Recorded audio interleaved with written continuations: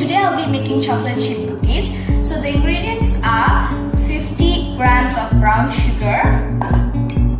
Then you need 92 grams of flour, 50 grams of white sugar, 55 grams of butter, 1 teaspoon of vanilla extract and 1 teaspoon of baking soda, 1 cup of chocolate chip cookies, chocolate chips, and we also need 1 teaspoon of cornstarch and 1 egg. So let's start. So I'm going to add butter first.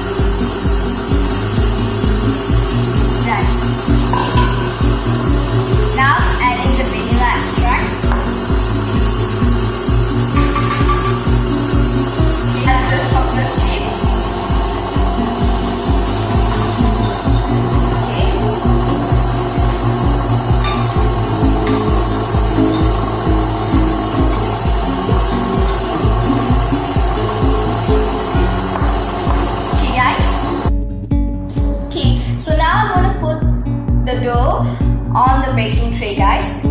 Okay, and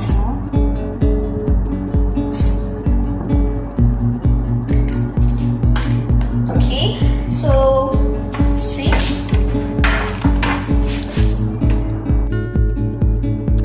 Now we're going to bake the chocolate chip cookies, guys.